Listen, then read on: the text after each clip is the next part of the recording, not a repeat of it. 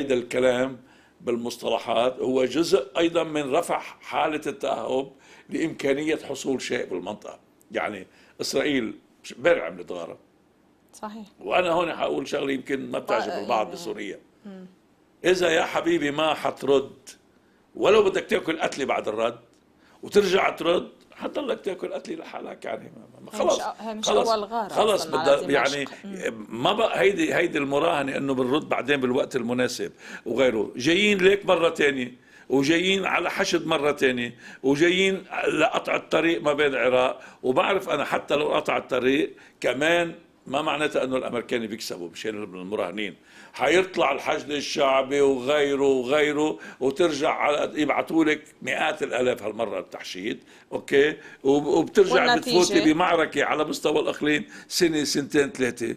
نحن ايضا حنضلنا متاثرين فيها لانه نحن جزء من هذا المحور. أنا بتذكر أستاذ رفيق أنه وقت بلشت أزمتنا كنا مراهنين أنه تبلش نشوف حلول مع الإدارة الأمريكية الجديدة حتخلص ما في ونبلش بعهد جديد ما وانتخابات، لك وما صار شيء. يعني معقول نرجع نضرب هذا الموعد لسنة لانه الجاي؟ ما حنضرب، لانه لسبب ارتكب بعض العرب اخطاء فادحه.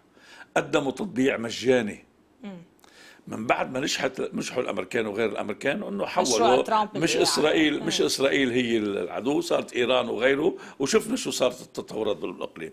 اجوا العرب هلا بدل ما ياخذوا ثمن التطبيع شيء ما على المستوى الفلسطيني وترجع تعيدي ترتيب المنطقه انت بعد ذلك، لا، قدموا تطبيع مجاني. هذا ليش بده يخلي الاسرائيلي يقدم لك شيء؟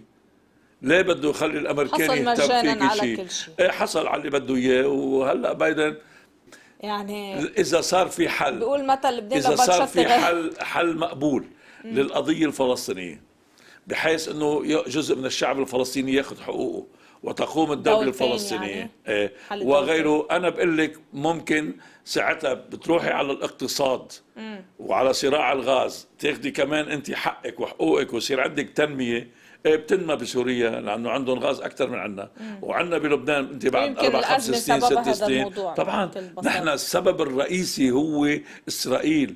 انت بتتخيلي اذا لو من 48 لهلا ما في شيء اسمه اسرائيل، وين العالم العربي كان بالتنميه؟ وين نحن بلبنان كنا بالتنميه؟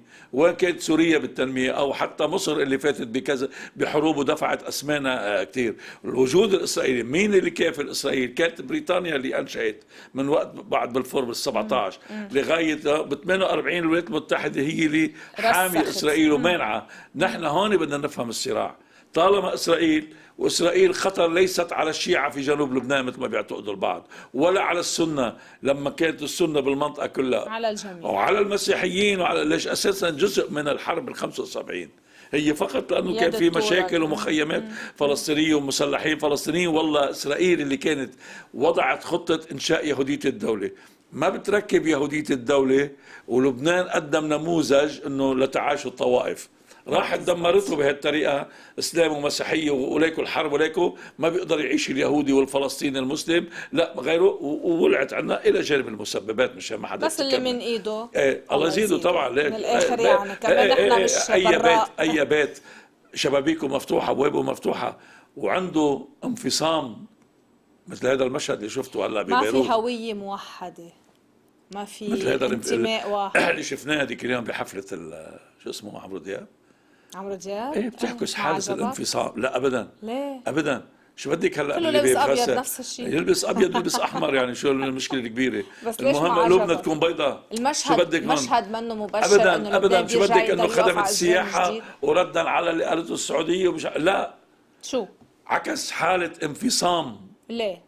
عند اللبناني انفصام بشخصيته، وانفصام بالهوية، وانفصام بالانتماء، وانفصام بكل شيء. انت ما فيك تعملي احتفال بمنطقة بعده الدم تبع المرفأ موجود، وما فيك ببلد نص العالم جوعانه. ما حدا يقول لي حفله وغنى الى جانب السخافه تبعيته، الى جانب السخافه تبعي. معقول نبكي انا؟ معقول نندب كمان نحن كمان كشيعة حسب ما حدا يفتكر. انا بحب غني وانا زلمه عندي ميول فنيه كبيره، بس انا لا يرجع يقوم من الموت. ما بتقدري، مش بيموت بالموت بهي المظاهر اللي كان فيها اهانه بقصة ليه؟ بكثير الشروط الإعلامية اللي نحكى عنها كان فيها بس إنه هاي إهانة. الشركة هي حطتها أول بإطار إنه أوكي يا ستي على راسي وعيني. نحن للتصوير الداخلي عمال وضحت، اقول لك يعني في مش إنه 108 بالحفلة كل الناس طلعت بهالصيفيه لايف في وكل الناس 128 حفل غنائي كان بالبلد. هو الأهم من عمرو دياب اللي ما دفع ولا فرنك لضرائب، هون. لا للبلدية ايه ولا بس لحدا بس هو ولا نقابة مين الفنانين طالبه؟ ولا شيء. شفتي، ها لأنه هي بلد في انفصام، لا انفصام بكل لانه ما في شيء. تطبيق طيب للقوانين وما اوكي. في. طيب وين وزارة الثقافة بهيدا لما الموضوع؟ بيكونوا هؤلاء اقوى من القوانين خلص بتفرض القصص. انا عم بحكي التهيوا مشان بفيلم خدش باربي يا المشاعر. استاذ، نسيوا حقوق الدولة كمان. وبعد بيلتهوا باللي أسوأ جاي. نحن العسكر تبعنا المسكين عم نتسول يا من قطر يا من الامريكان 60 مليون دولار بالست اشهر لتعطي لكل عسكري $100. اين احق؟ بس نحن بنغني عسكرنا وبنبلش نعمل ونتفلسف وتعطير واخر شيء بنتصرف هيك. بس كان عم بأمن عم بيأمن امنه هو جوعان او هو عم بفكر باولاده وعم بينفذ رغم كل الصعوبات اللي هو فيه. انا اللي كمان يعني بعيدا عن قصه هذا عمرو دياب، اللبنانيين كم فيهم ملياردير؟ 114 واحد ملياردير، معقول مليونيرية. يعني احسن، يعني لو 10 منهم بشحطة قلم مش بيأمنوا 60 مليون، بيأمنوا $120 مليون لسنة لقدام لأنت تعطيهم لعسكر بلدك. مش نحن نتسول، مش من العار نزلي انت على كل من هون لطرابلس رئيس لزوم. مئات بيدفع من جيبته ليأمن. يا ستي هذه كهرباء، ما اذا بس ماشي بالحكي الحال. يعني بس عمليا ماشي. مش من العار احنا بنبزخ على طاولتنا بالاكل قد ما بدك، وبننتظر طياره الهيركوليز 130 من قطر او كانت تيجي مصر حامله اكل للجيش وجبات. اي بلد ما فيش. ليش في انفصام؟ نحن في هبل عام، مع احترامي لجزء من الشعب اللبناني اللي بعدهم عندهم انتمائهم ووطنيتهم. رياض سلامة ضايع مش عم يلاقوه. لا عارفينه مش معه. هلا هذا كلام بعض المكانات تبعيته شغاله بتوزع مثل هيك خبر، بس انه لهالدرجه مش عارفينه وين. لا عارفينه. ايه وليه ما عم بيتم توقيفه لكن طالما بمكان ما حتى امريكا انضمت للدول الاوروبيه؟ حتى لو انضمت بمكان ما في جزء من السلطه لا يرغب بمحاكمه هذا الرجل لاعتبارات واعتبارات. بمكان ما متورطين وبيعرفوا انه هو عارف كل صغيره كبيره، واذا حكى شو ممكن يحصل. فلذلك الفاينانشال تايمز ذكرت انه في فلاش ميموري بعتها للخارج. اوكي هلا هذا كله من الشغلات لكن انت استعملتي كلمه كويسه، تمييع. شو التمييع؟ نطلب الموضوع مثل ما كل الملفات اللي عندنا مثل اي شيء بتميع القصص بالطول. بتيجي المكنه بتشتغل على نسيكي يعني هذا الامر لغايه ما تشوفي القرار اللي حيتخذ. هل فعلا في قرار بسجنه وكشف كل شيء وتحويل محاكمته الى محكمه علنيه لحتى الناس اللي من حقها تعرف، وساعتها يكشف دور المصارف، اصحاب المصارف، وقوى سياسيه وقوى حزبيه وقوى اعلاميه وقضائيه وكل المتورطين فيه. هل بيقدروا؟ انا بشك انه حدا يوافقوا، حتى لو بدهم يقتلوه، حتى لو وصل الامر الى اغتياله، وهن بفضلوا تصفيته وتنتهي القضيه عندهم. في تخوف انه نوصل كل شيء وارد بهذا البلد. هذا البلد فيه صناديق سوداء كثير. هذا البلد الدوله العميقه بلبنان ما حتى يستهون فيها. بس هذا القرار بده ربما شو المؤشر اللي بدل على انه في نهايه لهذه القضيه باطار ايجابي للبنان، او لا بالعكس ورقه تستعمل لتفجير الوضع؟ اذا فلتت الامور وهو طلع علي وعلى اعدائي يا رب وفضح وقال اني انا حافضح كل شيء وبعت لاكثر من جهه برا، وكان في برا مين يساعدك على الكشف، انا بقول لك حنكون امام انكشاف حلو.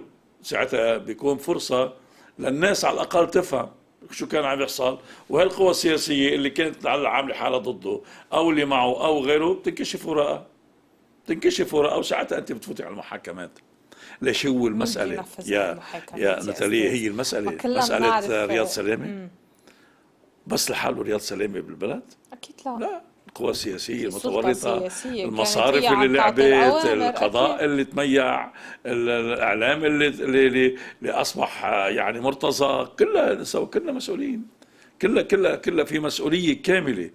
فيك تكشفي، إذا فينا نكشف أنا بقول لك بتكون في فرصة. وعلى الحالتين نحن بعد فترة بدها تكون في فرصة للكشف. يعني ما حيضل البلد هيك. وأنا ليش قلت لك بلشت كلامي بإيجابية النفط. النفط؟ المال لما بيجي بيساعد على الحيوية الاقتصادية. لما بيساعدك على الحيوية الاقتصادية بيعطي بيعمل قوة. تبديل بيعطي قوة. بالواقع السياسي.